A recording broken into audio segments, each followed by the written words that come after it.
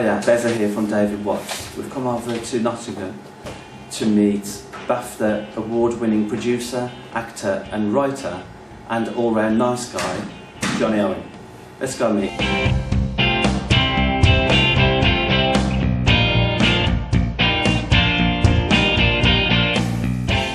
Good of you to meet us today, Jonny. Thanks for that. My pleasure. Maybe let's start by you telling us a little bit about yourself. Well, my name is Jonny Owen. Obviously, I'm a 42-year-old Welshman from a place called Bafta, hence my accent from the valleys, as they say. I'm currently living in Nottingham, a fine city.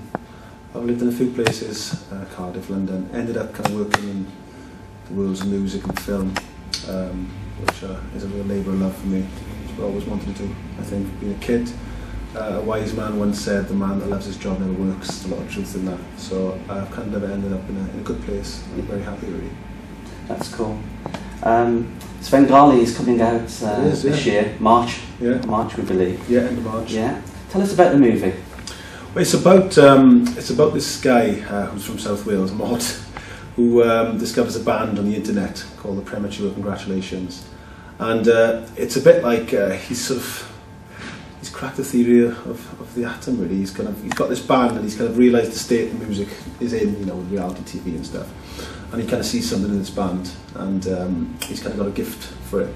And he knows that if he can get this band signed and out there to the public, that they could change everything, a bit like Punk did, I suppose, you know, sort of, you know, the Beatles. And it's his story of that, going up there, he manages the band, well, they agree to sort of let him manage them. And I've set it in the world of music, and I've used people from that world like Alan McGee and Carl Barat and Libertines, but I actually traced it so that it was the actual things that happened to a band once they, you know, start that trajectory towards entering the public consciousness. So I did stuff like I got sort of like an NME front page, and I got them on Soccer AM, did a Radio 1 session with Hugh Stevens.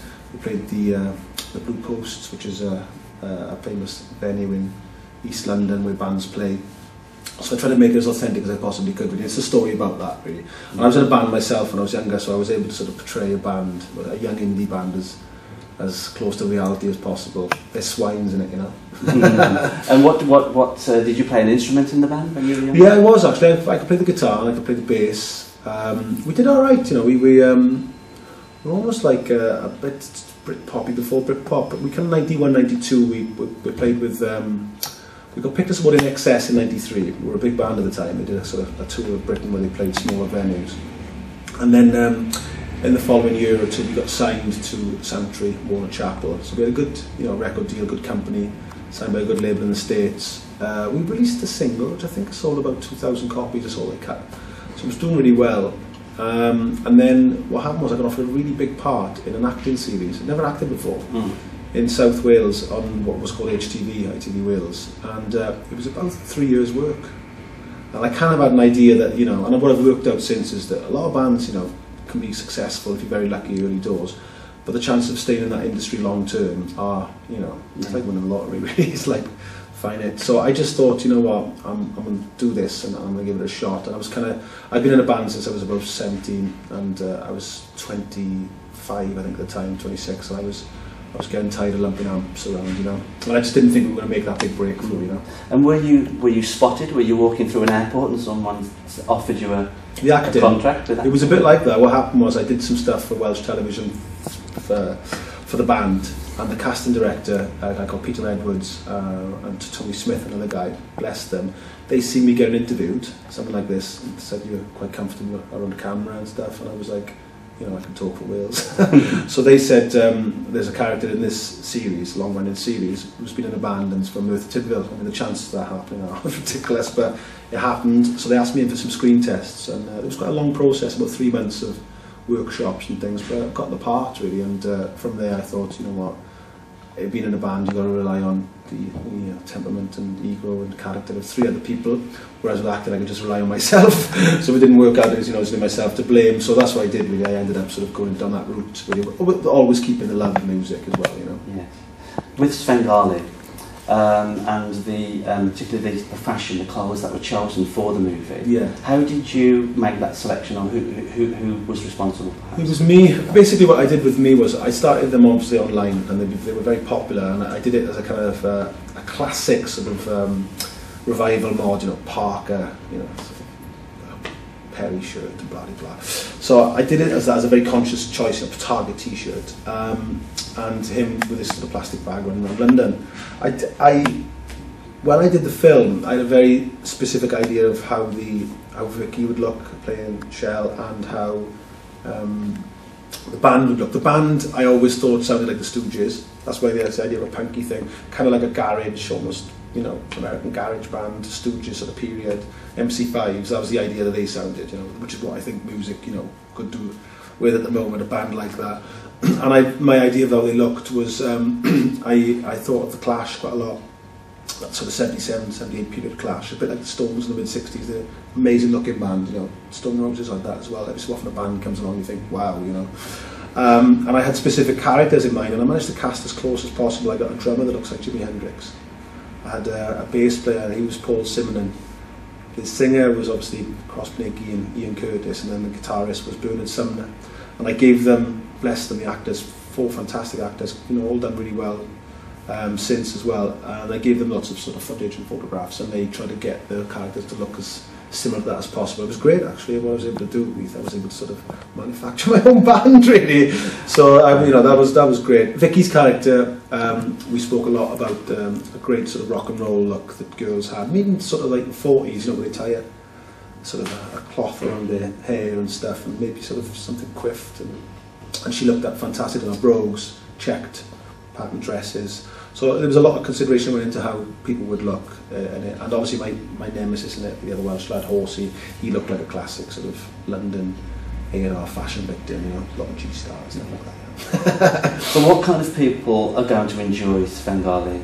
Well, they've done sort of, I don't know how these things work, you know, they study the test audiences and demographic, but what they've discovered is it's wide-ranging. Okay. It goes from 15 to sort of 50.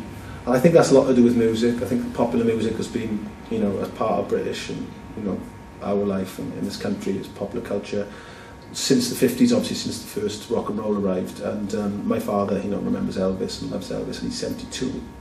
So there's everybody of every age remembers, you know, those teenage years of loving something. So I think everybody can relate to that, you know, the fact that it's music. And I picked a song from every decade on the soundtrack since, you know, sort of the birth of rock and roll, 50s, 60s, 70s, 80s, right through. But also it's a romantic comedy, so I think it'll translate in that way. You know, it's the kind of film you can go and take your missus along to and you'll enjoy it, you know. You haven't got to be a mod. Okay, that's great. In terms of yourself, just what kind of hobbies and interests do you have outside of your work? What kind of things do you like to do? I quite like cycling. I've got a bike that I cycle quite a lot. There's a kind of great canal path system around here. I do that. I do sort of. I do love DJing. You know, I do that quite a lot. Sort of. I'm very lucky that I get asked, like, pick and choose of, you know, DJing in places like Sweden, and sort of for Jake Bagg and his private birthday party, that was amazing, of the Shepherd's Bush. So people will know that I'm a specific kind of DJ. You know, the music they get is going to be, you know, it's kind of 60s beat, soul. I can go up to Britpop, Manchester. That's the kind of bloke that I am, that I like. So they ask me for that. So I'm really into the DJing side of things at the moment, and that's been great. And what was life like growing up in Merthyr Tydfil with regards to the scene and accessibility to bands and fashion? Was that difficult? Was that? No, I mean, it was obviously, it's much more sort of instant now with the internet, you know. But there was, you know, things tended to take more time to travel, months rather than sort of days. But there was a strong scene in South Wales, and there always has been. I mean, there was a big Northern Soul scene in the sort of mid to late 70s. Boys like Chris Sullivan used to get a bus up to Wigan, Stoke and Manchester. So that was always bubbling under. The revival scene was, you know, obviously on punk, was sort of, you know, hit the valleys, full in the teeth. South Wales, skinhead, you know, this is the second sort of wave. So I was very aware of that. My own older brother, Chris, who was fantastic, and I was about 6 or 7, and one of the first cultural things I remember, popular culture certainly, was, I remember Elvis dying, but I also remember punk must have been 6 or 7. And my older brother was a punk, he's 6 years older than me. So we had bondage trousers and he had the Nevermind the Bollocks album, which was, you know, looked fantastic as a kid. And he used to play stuff to me. And then through that, 2 things happened. I had a Jam album given to me, and I had Quadrophenia on VHS, and that was the epiphany. I was going, I want to be one of them. So I was kind of like a mini mod in school. I had like a Parker and you know, patches. I couldn't afford much, but you know, that was the idea. I was one of them. And there were a lot of, you know, there were a lot of other lads who kind of found each other and that kind of sort of thing. And it was a big skinhead area, South Wales as well. So you had to be careful. And then we kind of, you know, it's like you kind of gravitate towards each other. You know, so I can remember the lads, you know, Phil the Mod. He's still called Phil the Mod. He does a bit of DJing. He was a year above me in school. I remember him, you know, and sort of chatting to him about mod stuff. And then I really got into the 60s because of Paul Weller. He mentioned that he loved sort of Beatles, Motown, in a beat concerto, the Paula Hewitt book. And I just did that thing of mining backwards, which was fantastic. There were some great record stalls in Merthyr Market, and there was a great store in Cardiff, which is still there, called Spillers, which is the oldest record store in the world, they say. They always had indie stuff brought in and things. So I can remember going to the store and finding Dance by the Lambrettas on a picture disc and buying that at Brighton Pier on it. I always remember that. So there was availability, and obviously there was the big fanzine scene as well. So people like Eddie Pillar had these fanzines, and you know, I used to read them as a kid. They were huge influences on me. And by the time I got to sort of my mid-teens, late teens, I was playing an instrument, and I found another lad who was a 60s freak like me called Glenn Hyde. We formed a band. So yeah, it was kind of, I was too young to sort of be going to soul clubs or mod clubs in the late 70s, early 80s, but by the mid-80s and the late 80s, I remember all those bands, and I went to see them like, there was a later sort of mod, Naked Time, 5:30 came out a bit later, great band from Reading. So I remember them, and I went to see them play. And then I was in a band myself, so I was trying to get the support as well, sort of giving out tapes as a 17-year-old and hanging around. It was a good time actually, the 80s. You know, it was South Wales was alive with the tribes, as we say, a bit like the Midlands. You know, there was a huge heavy metal following, with those great kids with the hair and the Iron Maiden T-shirt and the Junkie Juices to call them, that sort of stuff they used to put on. A lot of skinheads, a lot of punks, you know, mods, casuals. It's great, really. It was quite a sort of vibrant time, I think, in British culture. The 80s was, you know, it was a kind of time of great extremes, as they say, you know, politically and culturally as well. And talking about music and bands, so at this present time, what kind of music would you be listening to now? And are there any artists or bands that you're particularly fond of? I like Jake Bugg. I think he's terrific. You know, I think he's something really different and interesting. I like the Stripes. You know, the Usual Suspects. I'm a massive fan of the Rifles. Lovely lads as well. I'm weirdly I'm going through the original Quadrophenia album phase and playing that all the time at the moment. So you've got this sort of stuff you go back to. Listen to a lot of Beatles, Abbey Road, sort of late Beatles stuff. But new bands, I've been a massive fan of the Rifles, and I love the Stripes. I like what they are and what they stand for and things. You know, obvious stuff in it for me, really. You know, I enjoy BDI's album. I love what Noel's doing. You know, so. You know, the apple never falls very far from the tree, as they say. Oh, that's right.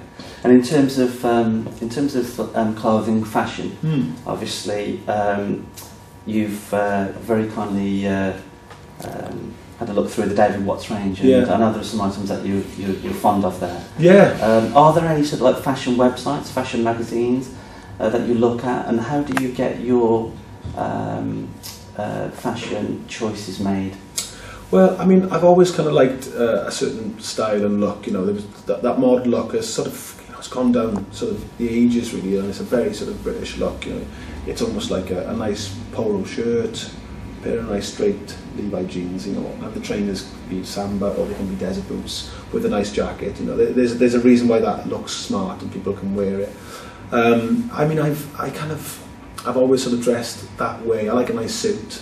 You know, I believe every man should have a good Savile Row suit, you know, whether, you know, what age they are. And I've always said that the thing with mod is that it's a wonderful fashion style to grow into as well. It's not something, I mean, bless them, you know, goths and punks don't look great as they get older in that look, whereas with mod you can kind of grow old gracefully because the shirts are nice and the suits are nice and the polo tops are nice. So, you know, it's a thing, and that's what I really like about, you know, David Watt's label, is that it's good classic clothing that, you know, somebody who's 16 can wear. And, you know, we've got to get these 16-year-old kids wearing this kind of stuff because they look fantastic in it. But you look on it if you're, you know, 45, you know, as well, because it's just something that, you know, ages quite nicely. And, you know, the great thing that, well, people forget about the original mods were they went to work, and the whole idea of going to work looking as smart as they can, but they had better clothes than their boss, you know. It was a great attitude, you know. It was kind of like, I'm not just as good as you, I'm better than you, pal, because I've dressed like this, you know. I've got the ticket, you know, pocket cut in, you haven't got that. Those attention to detail is fantastic. So I do think it's quite an empowering thing for somebody to dress as smart as they can, in my opinion. You know. Have you always dressed the same? You know, from those initial influences that you had. I think there's been a kind of template where I haven't looked massively different. You wouldn't say. I mean, there was definitely a period in the mid-90s where I kind of dressed down, they call it, that lovely Scouse term, where I kind of started wearing like cords that were a bit more flared and my hair grew a bit, and I had like a big baggy jumper on and stuff like that, you know. So I didn't kind of like went with that route, but I think there's somebody put a video up on YouTube of me in '93, and I was very sort of mid-60s mod at that point. In the late 80s, I really liked the casual sort of movement, as they call it, casual, and we call it trendy in Wales, but I loved the way they looked. I liked the colour, like the trainers, I like C17 jeans, I like Chippy, you know, I like the early Armani stuff. I thought that was quite a modernist thing to do, to go down that route. Early Stone Island, but then I kind of sort of went, when the Britpop thing happened, I liked that indie look as well. But, you know, I think, you know, with obviously stuff like your label and We're Pretty Green have gone and stuff, there's definitely much more of a kind of traditional mod influence sort of come back into that, you know, the look, you know, sort of almost like the peacock jackets and things like that, you know, which look great. You know, you got one today, it's fantastic, but just sort of one of those, a nice coat, you know, that people wear, is a great look. And, you know, I think that's, like I said, a good look for people of my age and my background. And are there any people, if you like, that have inspired you? Are there any people that you look to and you think, crikey, they look great, I'd like to dress like them as anyone? You know, everybody says Liam always looks great, he just does, always looks smart, that lad. Steve McQueen, you know, from times gone past, I think McQueen always looks amazing. A lot of desert boots and, you know, kind of an Ivy League look, always a smart haircut. Great sort of greatly dressed guy. And before that, Sinatra, you know, those suits they wore and the stuff, always kept Savile Row Sinatra, they died with suits. They look great. They just did, you know, those period, those blokes. I kind of, you know, I like Weller, you know, Weller's, you know, he's what he is, but, you know, he's always kind of kept a sort of a lineage. Bowie as well, Bowie looks smart these days. I mean, has looked smart for 20 years and stuff, you know, always wears kind of stuff that suits him. So there's kind of a few people that I've always thought, you know, well, they always look on the money, them guys, you know, they haven't kind of drifted too far away, and there's a sense of style. I was a huge fan of the 60s George Harrison. I thought he looked great, and Brian Jones as well, you know, there was always a certain style to them during that period. So those kind of people have always been sort of, I don't know, weirdly, just as a kid I sort of seen Harrison and Jones and went, oh, I think they look fantastic, you know, they look really smart. And so moving away from people that have inspired you, what about albums? Is there a life-changing album? Is there an album that is your all-time favourite? Well, my all-time favourite album is it's very close actually, and I've changed saying this, but it's just at the edge of the album Revolver by the Beatles, which I loved. It was an amazing album. It was given to me free. But the Stone Roses album was a huge album that I adored, played to death, still play to this day. The Bollocks is an incredible album. You know, I was listening to it again last week, and I watched the documentary. I mean, some of the guitar playing and everything, the lyrics and the way they are, Sex Pistols. It was such a shame that McLaren said they couldn't play that Myth, whereas actually the irony was, when you watch this program, they could really play as a tight band. I loved the Jam. I'd Setting Suns, I'd Gift, I'd Snap, you know, Dig the New Breed, I had all those albums. I had In the City and all mod cons. I didn't buy In the City when they came out, I was just too young. I bought them all sort of like, I bought them all in about 79, 80. But the first person that I was really into was definitely Paul Weller. It was definitely Paul Weller. And so I would say Paul Weller and Quadrophenia arrived at about the same time. Jimmy I thought always looked fantastic, Phil Daniels in Quadrophenia, but I would have to say it would be Weller that was life-changing, and I had to pick an album, would be All Mod Cons. And so those things kind of in a way defined your Yeah, style they did. for future years. Yeah, Yeah. it did. I thought what was interesting with Weller was that he wasn't frightened to sort of do stuff like, as he grew up, it was like a soul boy wedge, didn't he, at one point in the early 80s, which I did, which loads of my mates did. So he wasn't worried about sort of trying different things and sort of, I mean, the thing with the modernist term is it's such a hot debate, but it's, you know, it's quite right. I mean, who that kid was in 57, 58, walking down Frith Street in that Ivy League suit, you know, looked at the Miles album cover and thought, that's it. It all started with him. What it's more metamorphosized into now is such a broad church, and it can mean so many things. And I understand people say that we have to, you know, sort of keep that sort of heritage, but also it's a contradiction to the term modernist, which is about evolving and going forward. So it's kind of mixing those two if we can. So I'm very, very much in the camp that we should be encouraging young kids, you know, to become part of this, because nobody's born cool. You aren't born Paul Weller. You know, you learn sort of to become that guy, or you learn to become Liam or whoever. Even George Harrison, you know, they started as rock and rollers and stuff. So, you know, if a 16-year-old kid, you know, puts on a nice polo top and says, who are these, you know, and it can be the Jam or whoever, brilliant, encourage him. Don't say to him, you know, that's not mod. What is mod? It's actually, you know, this Ivy League and this jazz album. Let them find that themselves. But if they show an interest into sort of our world, peek in, get them in, you know. I think that's what it's about. You mentioned the word cool there. For you, how would you define cool? When you see someone or a really nice piece of clothing and you think to yourself, that's cool, what is it about that person, that piece of clothing, that for you is defining cool? I've noticed, like a lot of people, there's brogues have come back. I've got a pair myself, Lokes brogues, specifically churches, and there's a look where people turn up their jeans, very mod look actually, where you turn up the bottom of your jean and you've got a brogue showing, and I see people now, I almost have to stop myself, you know, you almost have that little nod to one another, where it's just such a smart look, you know, and the same with desert boots, you know, where it's a classic look that will never go out of fashion because it just looks so smart.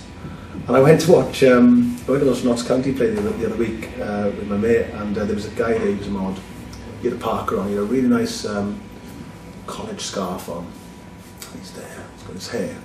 He had I think he had only white jeans, bless him, and he had desert, and we kind of caught each other's eye, and he kind of went, and I went, alright. It was almost like, you know, a Masonic, you know, sort of handshake, you know, it was just a little nod and a nod back forward, but he knew and I knew, you know, and he looked smart, you know, he looked really good on a match day, you know, he was clean shaven, you know, he just looked together, that's the word, he was together, man, as they say. And I just thought, yeah, you know what I mean. I was quite funny because I'm talking a lot about, I'm listening a lot since the original Quadrophenia album, and there's a fantastic bit in I've Had Enough where he goes, you know, my hair is going to be cut, you know, smart and neat, you know. I ride a GS scooter with my haircut, and he goes, I wear a wartime coat in the wind and sleet. It's so mod, you know. It's almost like bang, bang, bang. There's something really, really linear about it, you know. These are the rules, you know. You wear this, you have this cut, you have this length, this is your coat. Wonderful way to live your life. Great, sort of, you know, almost like sort of, you know, a discipline which is brilliant, you know, where you just go, I'm this person, you know, you wake up every morning, do this, do that. It's a good way that a human being can live, I think, that way of going, this is where I am. In terms of your particular take on fashion and your own personal, if you like, fashion purchases, or what do you look for when you actually make a purchasing decision with regards to your items of clothing? For example, is style the most important thing? Is fit the most important thing? Is price the most important thing? Could you put any of those in order? It's for yourself? Fit obviously has to be stylish, but fit. I mean, a lot of lads, a lot of girls, you know, the thing is, I really like this whole movement. I like the people, but nothing but encouragement and support, and every time I go out, people want a pint and whatever. It's been fantastic, you know, and we're all shapes and sizes, that's human beings, you know, and we can't all be, you know, super skinny, and we can't all be. So I think what lads have sort of done is they found stuff which suits them, And I think that's the most important thing. If you find something that suits you, you know, if you're a certain shape or whatever, that's brilliant, and you should do that. I wouldn't see the point in sort of struggling to something which, you know, you think is super stylish but doesn't quite suit you. I would always say to go for something that suits your shape, suits who you are, and then the style will come into it. You kind of stay within those bounds anyway, I think. Do you know what I mean? But, you know, I always think, you know, get something you're comfortable in, and you'll feel much more comfortable about yourself. And, you know, that's why I'm a big one when I see lads. Some lads wear trainers, other lads wear bowling shoes, some lads wear... Anything's fine with me. Don't bother me at all. For what suits you. If you like it, mate, crack on. Do you shop by season? In other words, you know, we have an autumn-winter season, we have a spring-summer season. When you look for something, and for example, it's June, yeah, would you, for example, consider buying a parka in June or a T-shirt in December? How important is the time of year for you in making a... Not massively important. If I see something and I think, oh, that's smart, it looks great on me, I'd buy it to keep it for the winter. If I see a coat I really like or something like that, a T-shirt. No, I couldn't say I would massively. And I don't mind any season. I like, you know, summer stuff as much as I like winter stuff. I think a nice coat is smart, you know. I've still got a parka. I always wear a parka. I've got a nice pea jacket as well. And I've got still a lot of different stuff. I've got a few Arringtons. I've got a few jackets.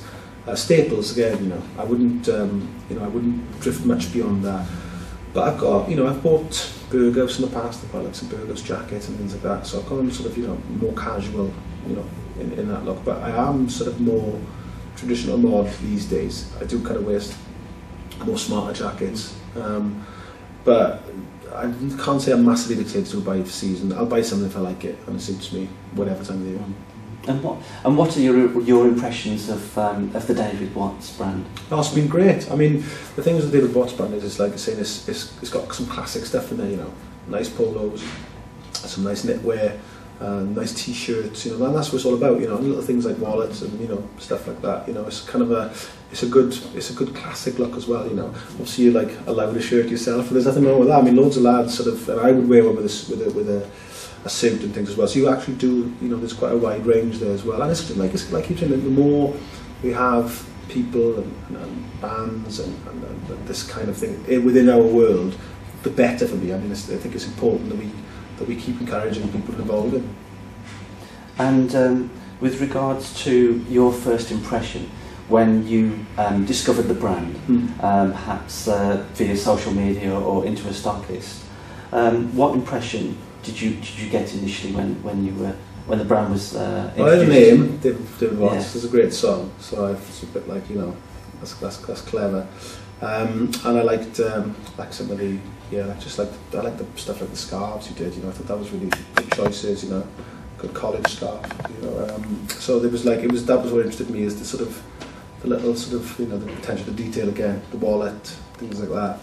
And, you know, you've got, like, so you've got a wide range, but you've got good staples there to me, like a cycling top, a polo top, and I think that's important. You know, you get those things right, and then people can sort of, you know, diverge from there. But yeah, I quite like that, and belts as well. You know, like the fact you do belts. It's quite difficult, isn't it?